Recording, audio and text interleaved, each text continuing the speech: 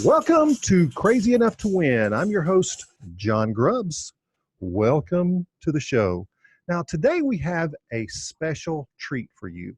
We have Monica Ricci, a health expert and a guru. She's a social media influencer. Monica, welcome to the show. Thank you, John. It's good to see you. Yeah, it's good to see you too. Thank you. Hey, What are we talking about today? I'm so in the dark. I love this. Very exciting. I think we have to do the obvious thing first, but I think our listeners would want to know, how's your cousin Christina Ricci doing these days? Yeah, nope, don't know her. Don't know her at all. Never met her, actually. But you know what? If you asked her how I'm doing, she'd say I'm awesome. Ah, that's cool. I bet she would. I bet she would. You know, she's I don't know if she's a B-lister at this time or if she's still an A-lister, but the only reason it sticks out with me is my brother-in-law, he owns a karate studio in the outskirts of Los Angeles, and he actually trained her to do some scenes in a movie. How cool is that? Oh my gosh. Do you know what she was in, since we're talking about her? She was in a show that didn't last very long, but that I loved, called Pan Am. Do you remember that? I don't. What was it about? It was several years ago, and it was a period series about Pan American Airlines in the 60s. And I love period series, first of all, like Mad Men. I love the 60s time period. And it only lasted one season. It was her, Margot Robbie, who is like the most beautiful woman in the world. And then I can't remember who else, but it was really cool. Is that on Netflix? I don't remember where it was. I think it might have been on, it wasn't Netflix. It was on maybe it was FX or AMC or one of the sort of fringy like cable channels. So that's the beauty of these podcasts. This is so cool. When I was a little kid, I lived overseas and we traveled a lot. My dad was in oil and gas, and we traveled a lot as a young family. And my favorite airline was Pan Am. And No way, really? I always drew pictures of Pan Am, Pan American Airlines. How funny. It's so cool. Now, I'm gonna have to look it up for sure. So most of us are missing gym time. What is your message to these listeners who are struggling because they're not in the gym or they're not able to go to the gym? What's your message to them? Well, I assume that you mean we're missing gym time because we're in the midst of this weird corona thing where we're supposed to stay home and blah, blah, blah, and all that, right? My message is that human beings are incredibly adaptable.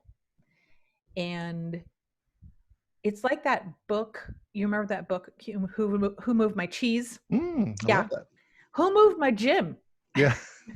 Right? Who closed my gym? And I think that if you think about the reasons that you go to the gym and that you like the gym and that you're missing the gym, that's helpful in helping you to adapt to not having it available to you suddenly. So, for example, there are people like me who will not go to the gym. It's a barrier to me to have to leave my house, to have to put on clothes. I know that seems annoying, right? Dang it, I have to wear clothes.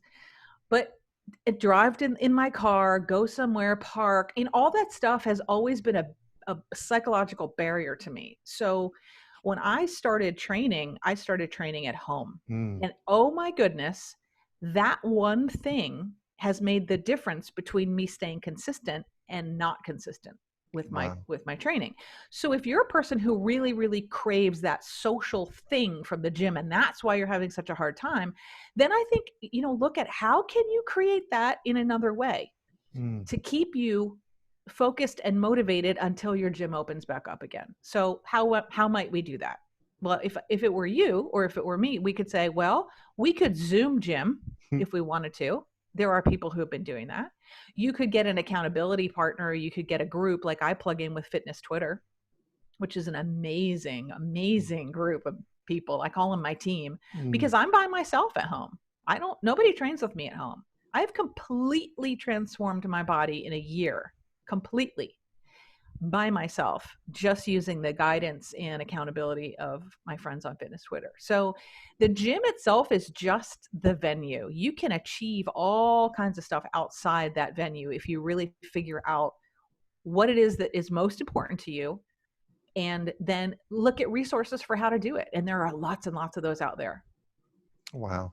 So another lady I know that's into fitness online. I don't know her personally, but I know her online. But she memed uh, this funny thing, and she said, "I am so sick of the gym already. Look at all these women peacocking their new gym outfits just to go to the gym." So I'm guessing for a lady, it's different than a guy, that you kind of feel like you have to get prepared to go to the gym, and it's more of a challenge for some ladies, I guess. I don't know. I mean, the years that I did go to the gym in fits and starts, I never felt like I had to do anything, special, but who knows? Everybody's different. Everyone is different. And I put a lot of my fitness stuff on Twitter and on Instagram, and I do not look good. Believe me, dude, do not look good. There is no hair and makeup, and it's dirty hair, in fact, and it's in a clip, and I'm wearing no shoes, and what? But it's just, I'm so entrenched in that community and of challenging myself and pushing myself, and like, just, I don't know, being a part of a team, that I don't really care. And maybe it's a function of my age too. You get to a certain age in life, and there are things you stop caring about. And I don't, I'm not a fitness model. I'm not sponsored by, any fitness company. So I don't have to look good when I'm putting my videos out for critique. It's funny,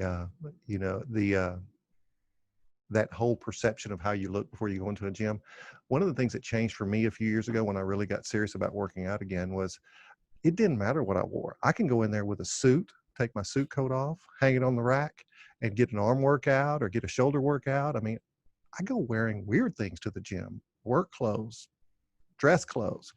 It's not an impediment for me. I don't feel like I have to change every time I go. Now, if I'm doing cardio, I'll probably change, but the appearance has never been a big issue for me going to the gym. Is that Yeah. strange? I mean, I don't know. I've seen guys at the gym in the old days that I would look at him and go, I wonder why he's wearing work boots. Those are heavy, like, like jeans. Yeah. To me, that would be physically uncomfortable. I do dress. I will say I do dress very specifically for when I work out. I always wear a sports bra, and I wear like a pair of yoga pants or some sort of like a bike short or something like that, because I it's just comfort, honestly. It's just straight up comfort. I don't like to wear jeans in my normal life, let alone, training.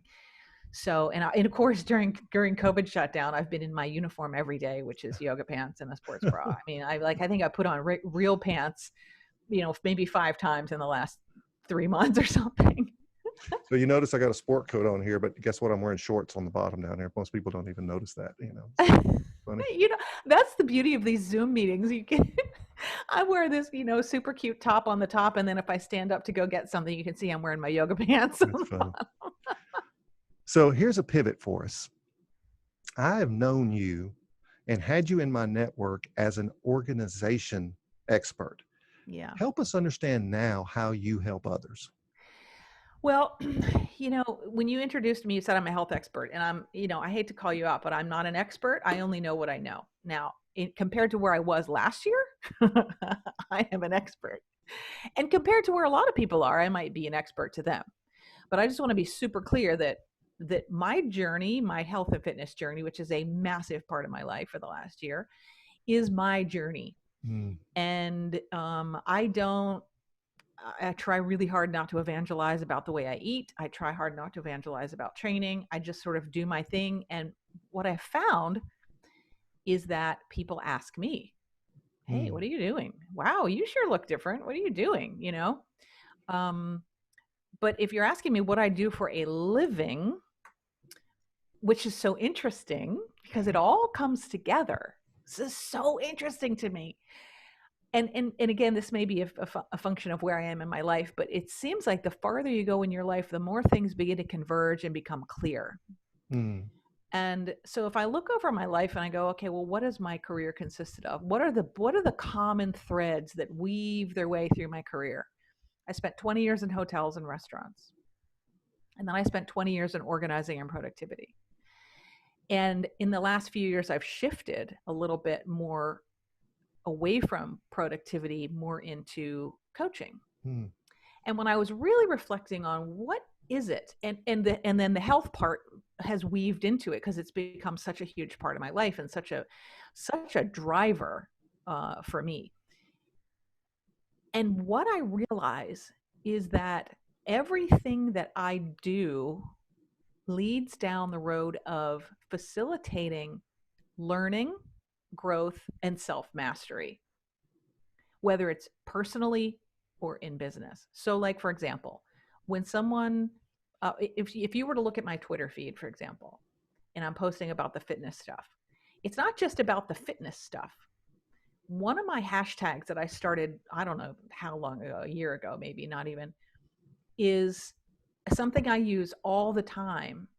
One of them is self mastery, and one of them is muscle builds the mind, because that is what my experience has been. As I have pushed myself physically harder than I have ever pushed myself before and developed a discipline I have never had before, what I found is it changed my mind. It changed the way I think. It changes the way I look at things and perceive things. And it's made my mind so much more elastic, if that's like the best word I can think of, in so many ways.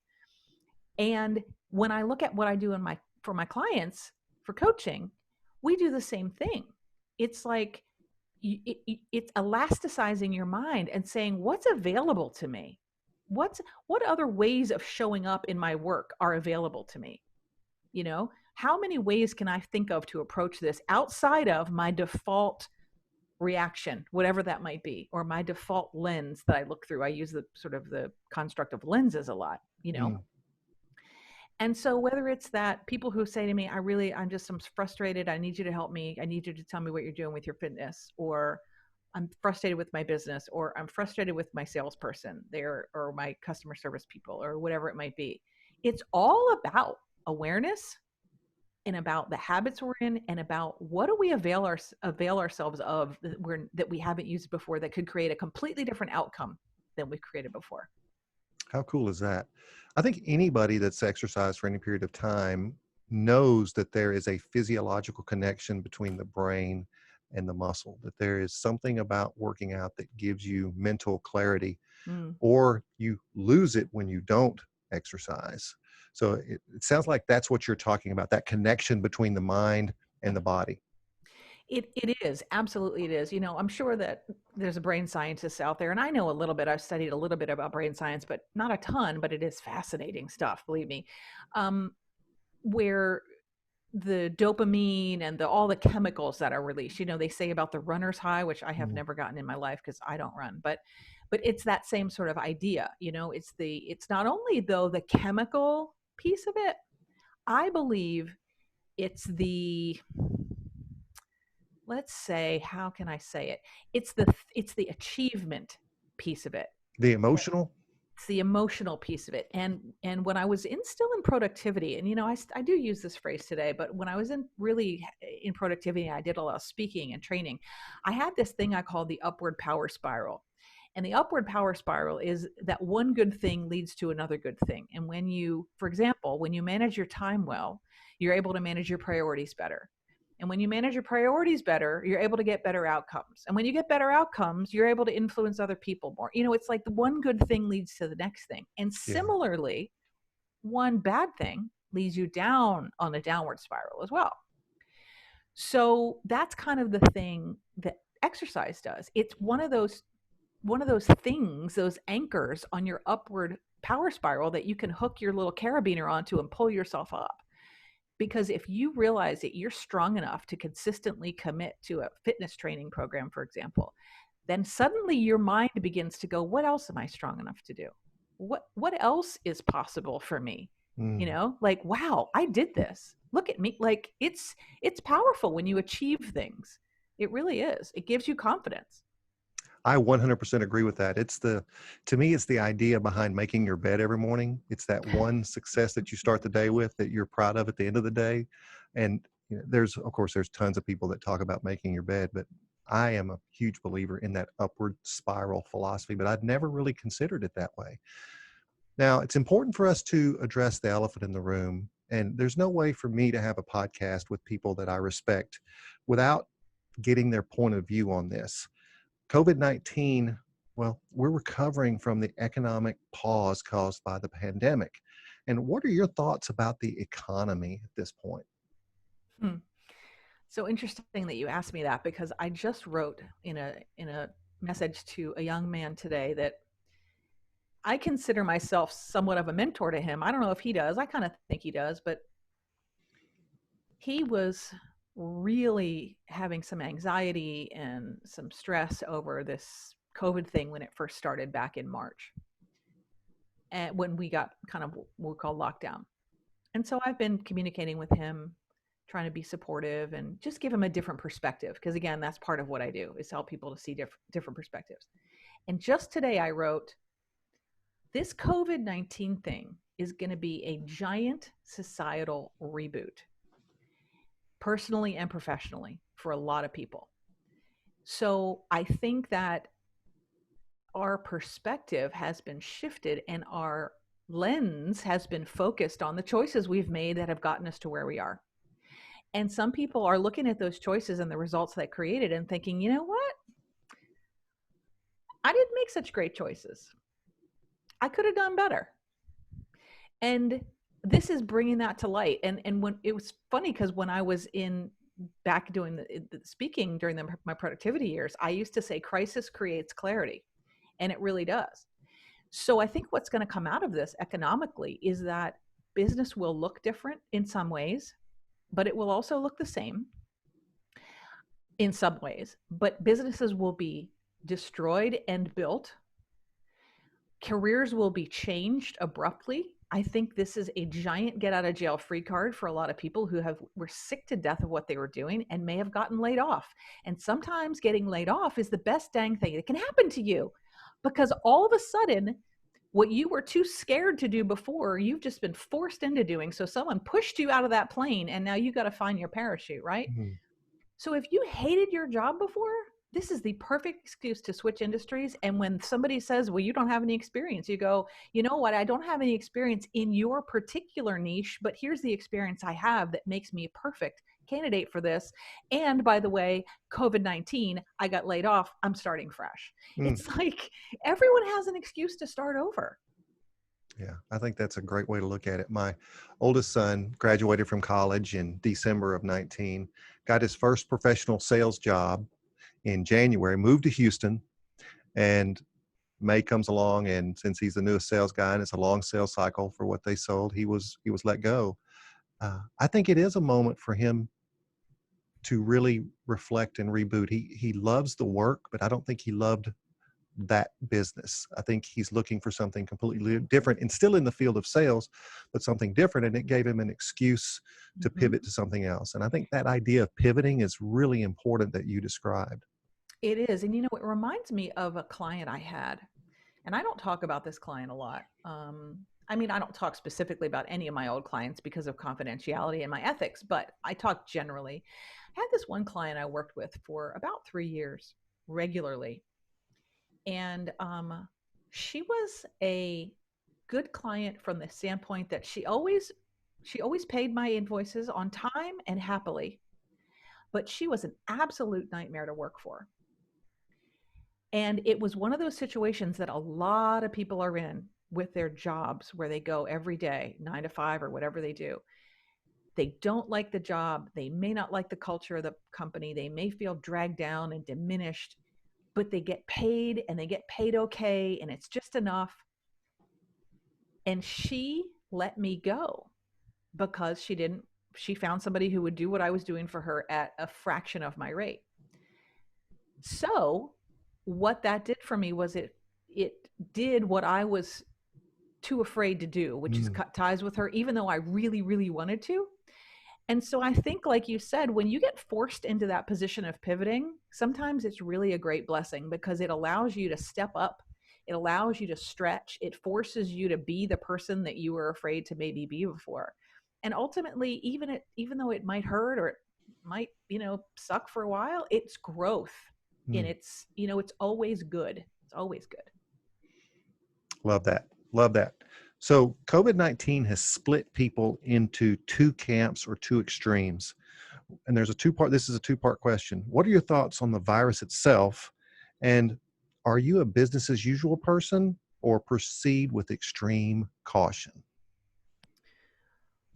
My thoughts on the virus itself. Okay. I happen to be a longtime listener and fan of Dr. Drew Pinsky. And I've been listening to him. He's been doing a live show every day and he's talking about COVID, and he's a remarkable man. He's a very, very accomplished man. And so I try to listen to what he says because he is really a voice of reason. And I think that it is incredibly contagious, but it's not that severe for 98 point, whatever percent of the people who get it based on what we're seeing, what the data is. The interesting thing is the asymptomatic sort of factor, right? That's the big mystery, because I could be walking around with it right now and have zero symptoms. In fact, I just read about a woman whose husband had it. He was sick for like 8 weeks. He was sick. She had it the entire time, or not the entire time, but she continued to test positive for it. She never had a single symptom, living in the same house. So like, that's interesting to me. I don't think though that the lockdown, and this is just based on what I've learned from Dr. Drew, quite honestly, because I'm certainly not an expert, but based on what he says, that we could have achieved the same thing with just masks and social distancing without shutting down our economy like we did. But governors had a hard call to make, and I wouldn't have wanted to be one of them, honestly. I wouldn't wanted to be in that position, because you're right in the middle between that rock and a hard place of, do I shut down our economy, or do we risk having massive deaths from this COVID thing? And what I find interesting is that the risk factors are what is incredibly common in our culture, which is poor metabolic health. That seems to be the highest risk factor, along with age, which sometimes those things coexist, Yeah. So that's what I feel about the virus itself. And what do you mean about business as usual or proceed with caution? So there are people out there who are in complete denial about any danger associated with the virus. And then there's some people who are extremely on the other end of the spectrum, very afraid to go out, afraid to catch it. I mean, there's a whole continuum of difference of opinion. I'm just curious about where you are and kind of why you feel the way you feel. Oh, okay. Now clearly it's a real thing. I mean, obviously we see it sweeping the world. Uh, I'm not particularly worried for myself to catch it. But at the same time, I'm not walking around in, the grocery store, kissing strangers, clearly, but I didn't do that before. I am a very chatty person though, and that's been hard for me to not, go talk to people in the cottage cheese aisle. Cause that's kind of, that's just part of my personality. I'm just really outgoing, and I like that, enjoy that. And I will, if a store requires me to wear a mask, I will, comply. But if they don't, I may or may not, depending on how crowded it is, honestly. And I'm cautious. I'm absolutely cautious. And I'm trying to be respectful of people who are really being diligent about it. So I guess I'm somewhere in the middle, I suppose, Got a funny story for you. I chair a group of CEOs locally, and we meet once a month, and we bring speakers in. And we had a gentleman before the lockdown come from Denver, and as our last speaker before the COVID-19. Actually, no, he was online. He was through Zoom. He was our first speaker through Zoom, and he was from Denver. And he and I were doing some prep work before the meeting. And he is a road warrior like I am. He travels for his job speaking. And he said that he's struggling because he's got an older daughter who has special needs who has COVID-19. And I'm thinking, okay, this guy's probably close to 70. I wonder if she lives with him or what the deal is. And he said, yeah, she lives with us, my wife and I. He said, actually, I think I'm the one that brought the virus into our home. And both my wife and I had it first, and then we gave it to our special needs daughter. And my wife and I, neither one of us had very major symptoms. And they're in their 60s and 70s, and their 30-something-year-old daughter is, struggling with the virus. So there are many people like me that travel a lot. I was at a big wedding in March. I'm I asked my doctor, I went for a checkup the other day. I said, "Are you doing the antibody testing yet?" He said, "Not yet." But I want to get the antibody test because I think many of us have had it and didn't realize we might have Mhm. had it. Do you agree with that? Absolutely. I can't tell you how many friends I've talked to who said that they had some crazy thing that they couldn't shake for weeks and weeks in December, January, February. And one of them is a sports radio guy here in Atlanta, and he he goes to Vegas every January for Super Bowl, and I guess Super Bowl is technically end of January, but he said he got sick on the plane coming home, and his wife made him go to the ER, and he was really sick, Hmm. and he's convinced that he had it. So I think it was here quite a bit earlier than what we thought it was here, because there was no travel restriction. There was no people who were sick could have flown over here very easily, or people who are Americans could have been, around the world and picked it up and brought it over weeks and weeks before we knew it was here. I have not. It was so funny. I was just thinking yesterday about how I haven't been sick. I don't even know the last time I was sick. Hmm. I no allergies, and again, I think it goes back to the way I've been eating for a year, but I have no allergies anymore either. I have no seasonal allergies. I haven't had a cold. I haven't had anything. It's just been incredible. Maybe I should be knocking on something wood right now. Absolutely. So you didn't pre-sneak looks at my podcast before agreeing to be my guest, so you don't Nope. know about this, but I've been following Sweden and their approach to the virus since early March and been podcasting about it since March because they're taking such a different approach to the virus. I call them the canary in the coal mine because they didn't lock down. It's almost business as usual, but not quite. They're still social distancing and being careful, but they're leaving it up to people to be responsible to make smart choices in a pandemic. And yes, they've had some pretty tough cases in the nursing homes as we have. When you really look back, and by the way, I don't blame the position we took as a country. I think we did the best we could with what we knew at the time. Mm-hmm. But when we look back, I think there's going to be some interesting data to discover because I think it's all tied to mass transit in New York. I think that the severity of it was really magnified because of the proximity of people in mass transit. And because of that highly concentrated population, I think I heard 50,000 people per square mile, Mm. all getting in these tunnels and in these, these, well, you had the buses, you had what's the thing, the subway in all these cities. I think that is part of why it looked so bad in the beginning. And I do think it's very contagious. But the reason it looked so bad in the beginning was because of mass transit, people catching it. And then at the time, people were told they had to go into these nursing homes and actually Mm-hmm. seeded the disease in these nursing homes. I don't think that there was anything intentional about that. Uh, but when you take and extrapolate all that data out of it, I think we're going to see a much lower incident case looking back. I mean, things have changed every month. Did you hear? I think I heard yesterday that the World Health Organization is now saying don't wear masks unless you are taking care of a COVID-19 positive patient. I did not hear that.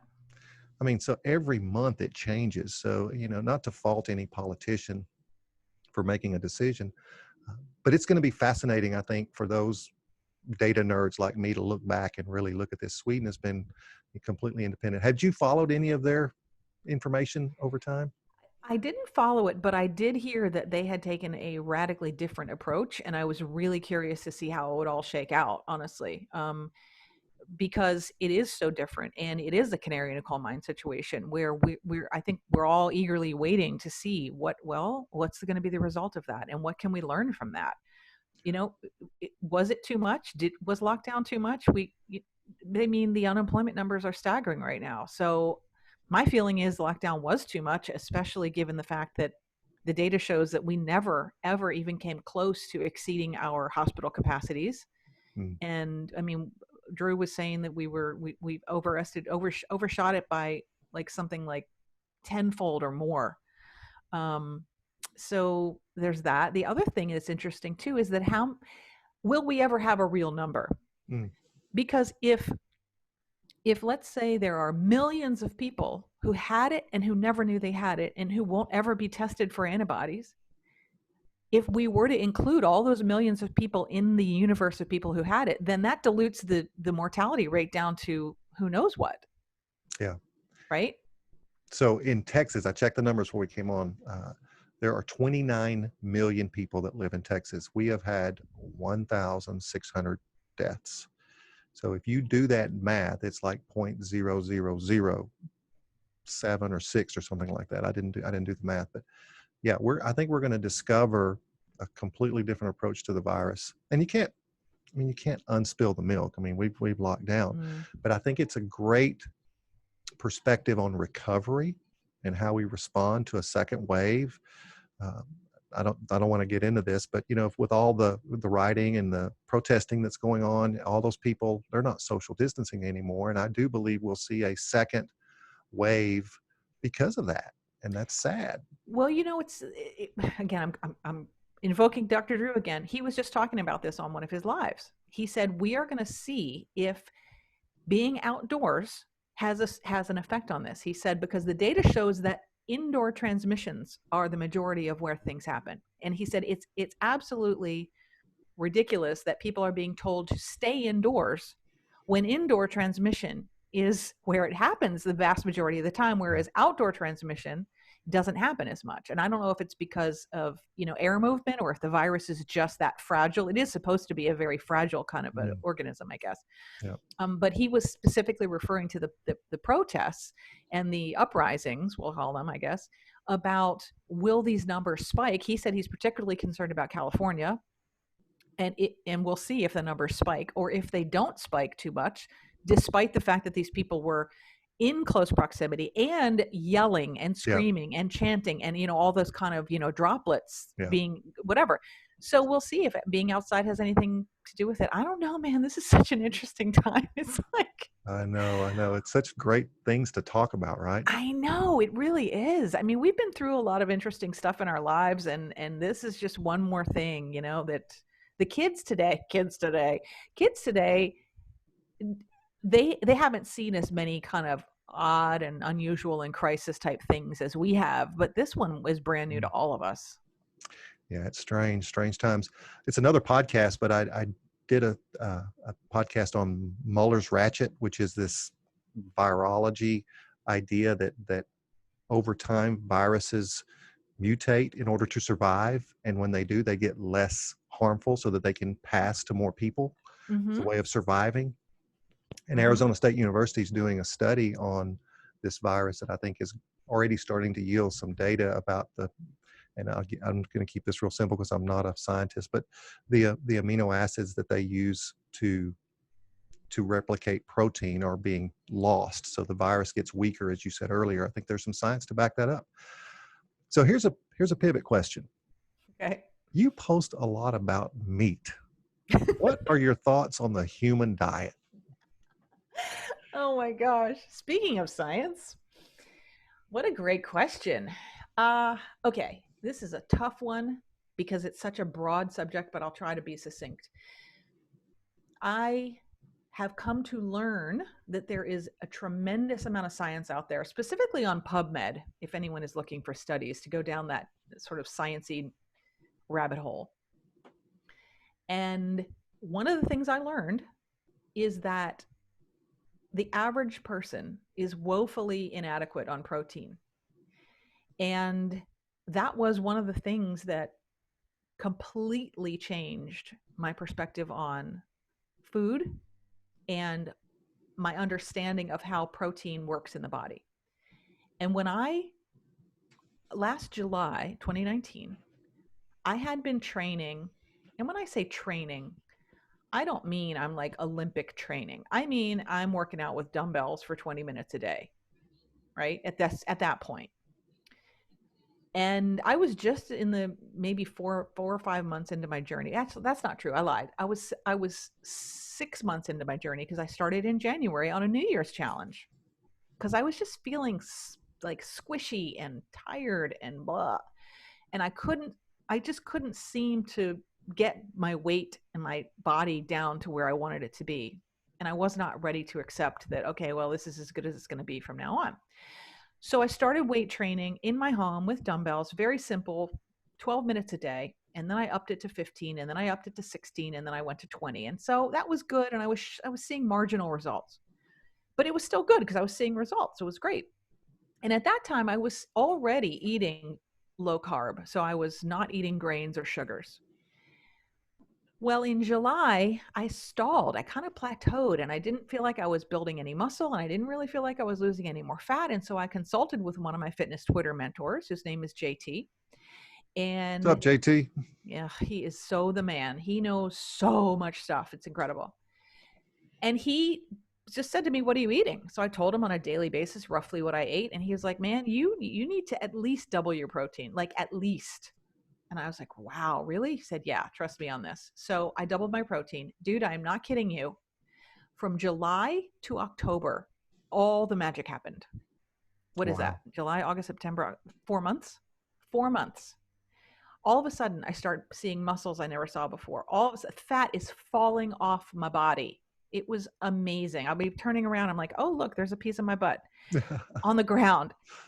But it really is the protein. And so there's a ketogenic diet, which is high fat, moderate protein, very low carb. And then there's the thing that I do, which is called, I call it carnivore adjacent, because it's not a strict carnivore. But I eat mostly meat and eggs, and I eat some dairy. I eat very, very little vegetables, and I eat almost no fruit. Wow. But here's why. And I know that it seems controversial, but the science that we have been talked about, that we've been fed for decades, is meat is bad, saturated fat is bad, vegetable oils are good, grains are good, fiber is necessary.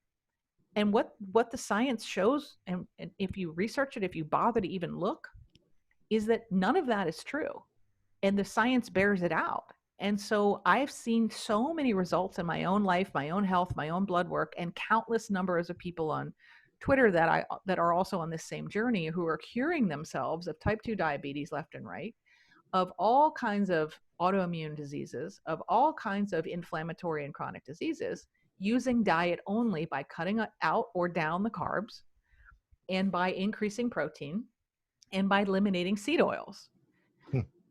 And so that's just where I'm at. And the thing is, this is the only thing I've done in my whole life that has created this kind of result for me. So, what else can I go on? Pretty cool. I've got a good friend of mine he's also named John. He is on the carnivore diet. And he tells me that some of the things that we've been told are good for us, like the fruits and the grains, are really not good for us. I think he said that they cause inflammation at certain levels in the body. And I might misquote him, so I'm not going to use his full name, but his thesis is that the human body was designed for meat, and all these other things are substitutes when you can't get the meat, and that by nature they're not as good for us. So that's his thinking. Do you agree with that? I think to a degree, I agree with that. Yeah, I think you can look at, there are whole societies that subsist on virtually nothing but meat. Eskimos for years and years and years and years and years, nothing but meat. Where are they going to get vegetables? Where are they going to get fruits? They're not, growing bananas up there. And there are ancient civilizations that subsisted largely on meat. And there are also civilizations that ate very little meat. The problem, I think, is our processed food and our reliance on grains and sugars, which is what creates the inflammation. So it's linked to leptin and insulin production in your body. That's what so much of this problem comes from. And the idea that you have to eat 5, 6, 7 times a day to quote unquote keep your metabolism burning is exactly opposite. Because what you're doing is you're providing your body a constant insulin drip, so your insulin never goes low. What you want your insulin to do when you eat is spike. You want it to spike and come back down. And so that means eating fewer times per day and remaining full, so that you're not grazing all day long. But again, it's really controversial. And the fact is that there are lots and lots and lots of medical doctors who are coming around and understanding that there is science that shows that the old thing we were taught is not true, and it's based on flawed science or no science at all.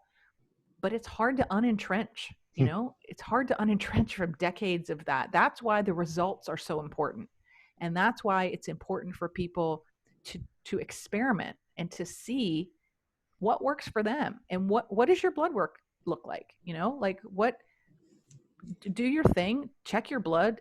I do blood work probably 3 to 4 times a year sometimes. And what's really true about the boogeyman cholesterol, for example. There's just a lot. It's just a big, big subject to dig into, but there's so much out there. In fact, doctors like Dr. Drew are jumping on as well and understanding that, because he's very science-based as well. And he actually does a very low carb, high protein diet for himself too. And again, it's not that you can't have carbs or that you have to eat meat, but that combination of carbs and fats together is where it gets really kind of dicey, because it tends to make us overeat. Everything is hyper palatable. We talk about this a lot. Think about a baked potato and having that plain. Ew. But now if you put fat on it, you're going to put a lot of butter and sour cream on it. Well, then it's awesome. And that combination of carbs and fats is where people get into trouble, because it's like, we want to eat a lot of them. And they kind of trigger your brain because they're comfort food, and I can tell when I eat carbs, my brain changes. I can feel it. It's like a switch that turns on. It's like, oh, look, there's crack in my system suddenly, and I want more of it. So it's funny.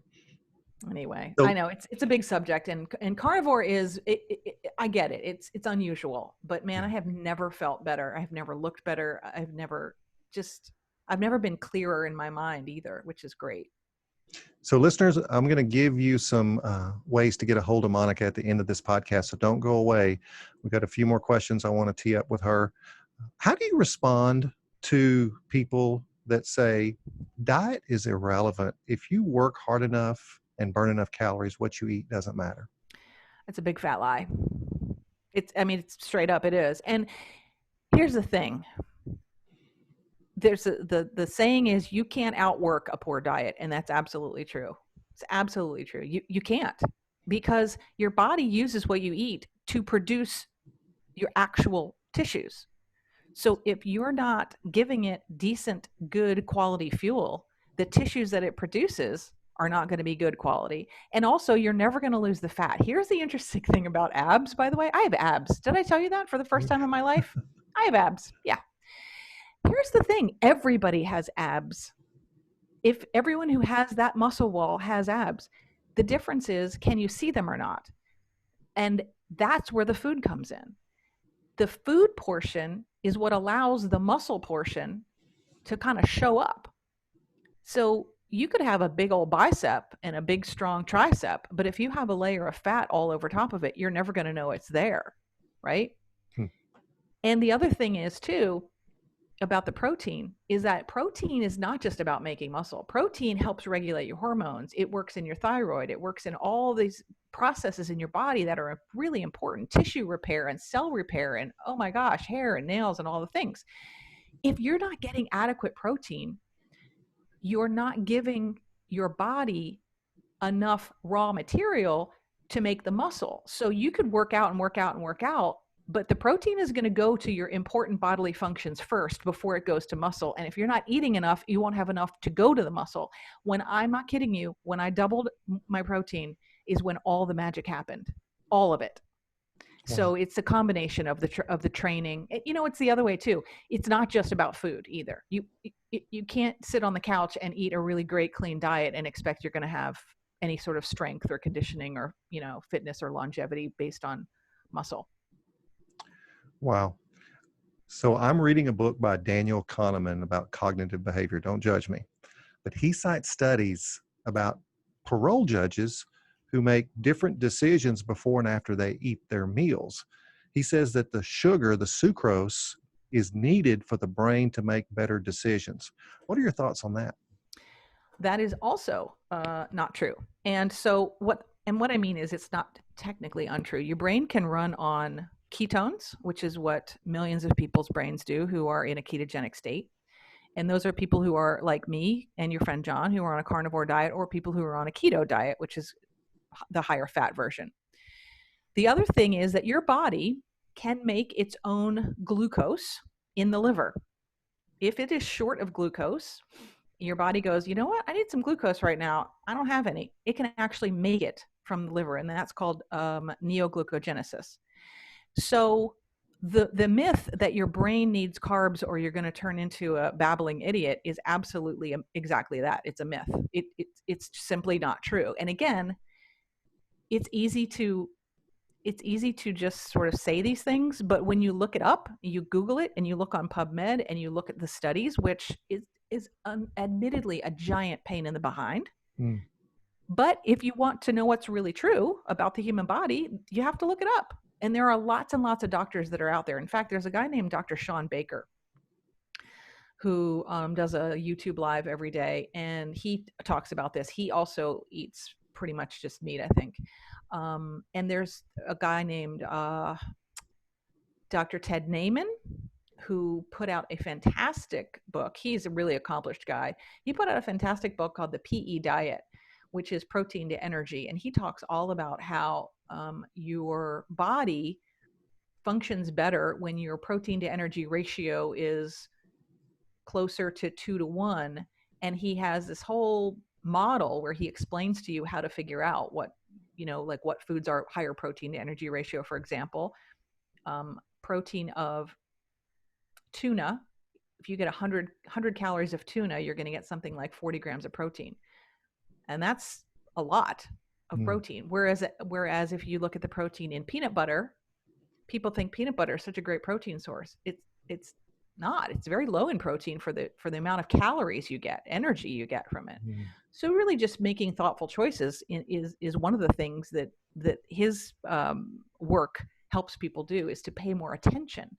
But anyway, I got off track there. But yeah, your brain does not need glucose to make good decisions. Your body is a remarkable thing. Yeah. And he may have said glucose. I think I might have said the wrong sugar. So I don't want to misquote Brother Kahneman there. Let's shift gears. We have listeners around the world. Tell people about where you live. I live in Atlanta, suburban Atlanta, actually. And is that in Georgia?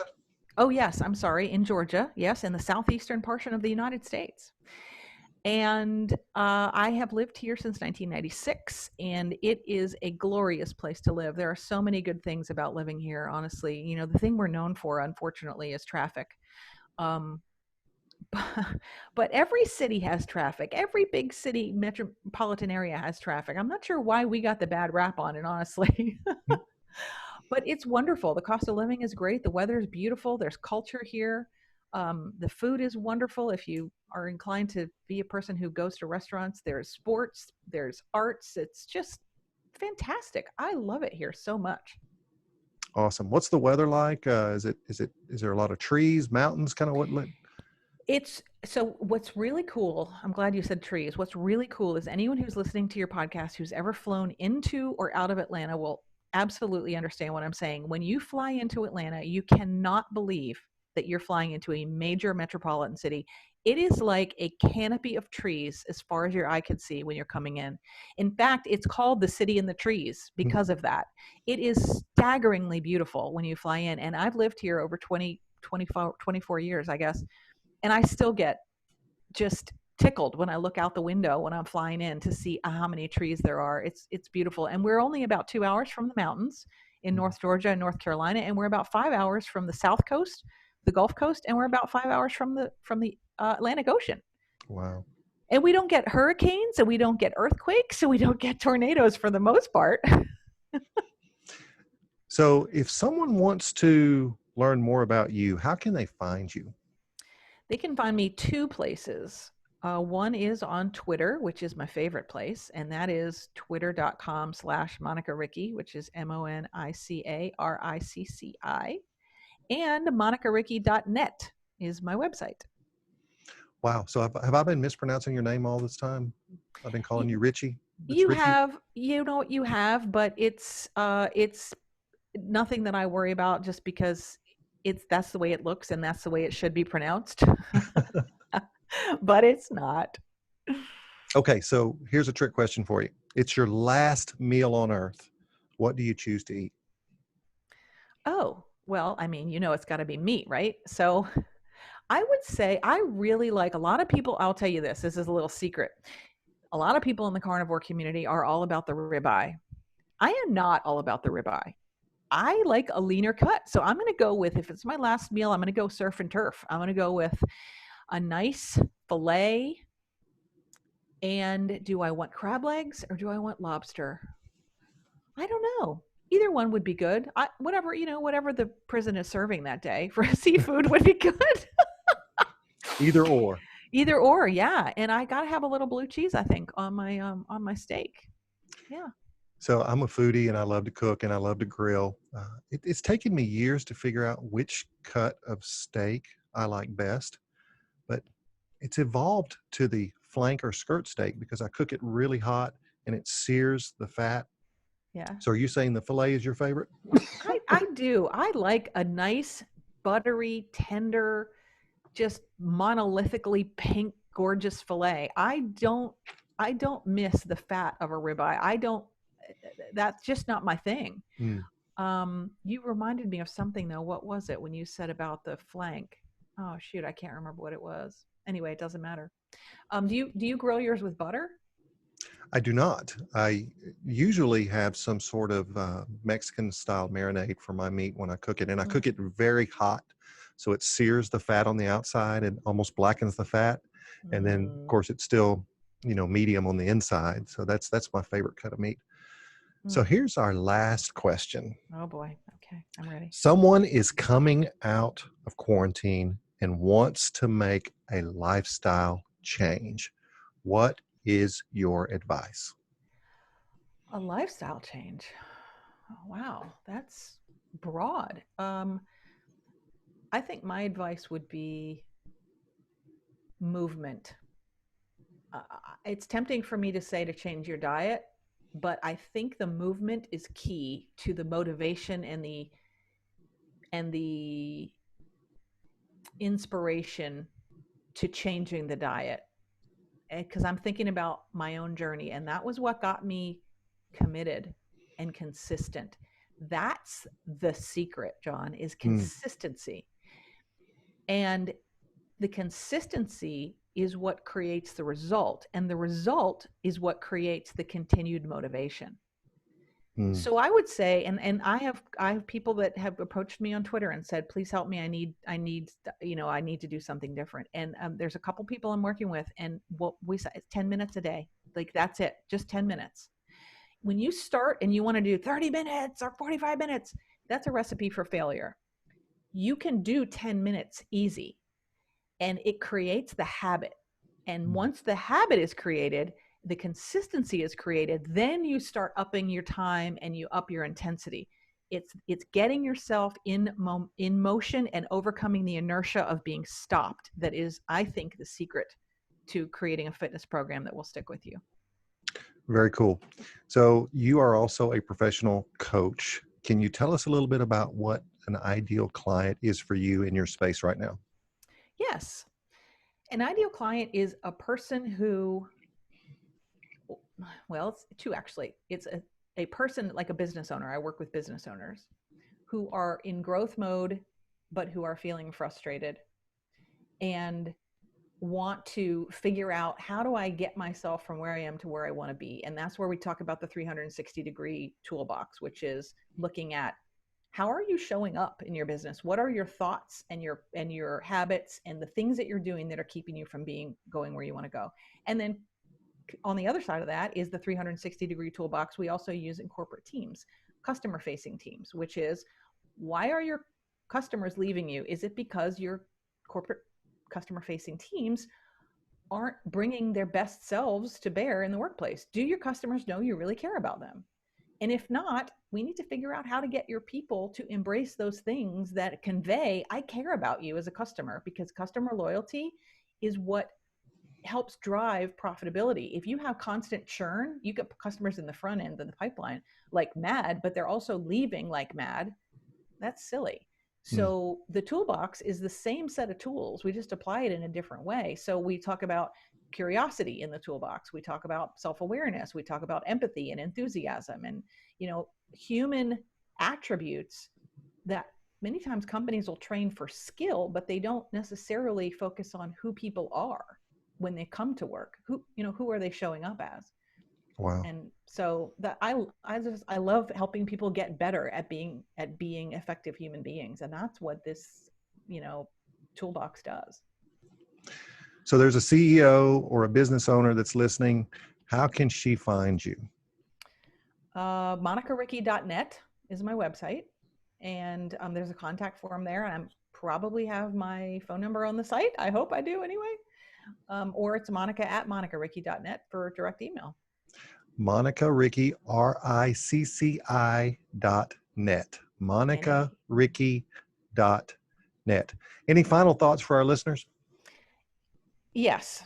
Up your protein, people, no matter what you do. Whether you're training or not training, up your protein. It will facilitate your fat loss and you're going to see some abs. That's my health. That's my health tip for today, because everyone who has abs gets happier. When you see those things, man, it's like, woohoo, who knew they were there? Awesome. So last point, this is a podcast for crazy people. What made you say yes to a podcast called Crazy Enough to Win? Because I like you so much. I liked you the minute I met you. I don't know how many years ago that was. And we've been in touch, on and off ever since. And when John Grubbs asked me to do something, I say yes. Well, thank you for that. Thank you for that. Listeners, this is a podcast about going big. It's about being crazy enough to do things that other people will not do. We go against the grain. We challenge common thinking. We challenge ordinary thinking. We know that the disease in life, the true disease in life, is mediocrity. We are crazy enough to win. Until next time.